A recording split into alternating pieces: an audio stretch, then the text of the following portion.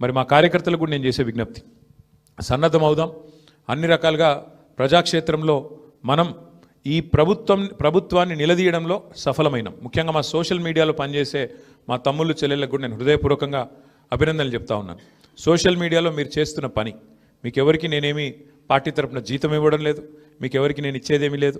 అయినప్పటికీ వాలంటరీగా పార్టీ మీద ఉన్న ప్రేమతో, నాయకుడు కేసీఆర్ గారి మీద ఉన్న అభిమానంతో మీరు చేస్తున్న కృషి, మీరు చేస్తున్న పని ఏదైతే ఉన్నదో మనస్ఫూర్తిగా నేను మీకు కూడా ధన్యవాదాలు తెలియజేస్తా ఉన్నా.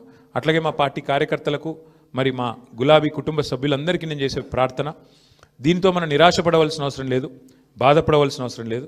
తప్పకుండా ముందుకు పోదాం. అట్లా అనుకుంటే ఇవాళ జాతీయ స్థాయిలో కూడా మీరు చూసినట్టయితే మరి కాంగ్రెస్ పార్టీ బీహార్లో తన ఉనికిని కోల్పోయే పరిస్థితి ఉన్నది. కాబట్టి ఇవన్నీ సహజం, గెలుపులు ఓటములు సహజం. దీన్ని ఏదో పెద్ద సెట్ బ్యాక్ లాగా చూసుకోవాల్సిన అవసరం లేదు. తప్పకుండా మరింత బలంగా వద్దాం, ముందుకొద్దాం. ఒక రబ్బర్ బంతిని గోడకేసి కొడితే ఎట్లయితే తిరిగి బలంగా వెనకకొస్తుందో అట్లా మనం కూడా తప్పకుండా తిరిగి వెనక్కొద్దాం.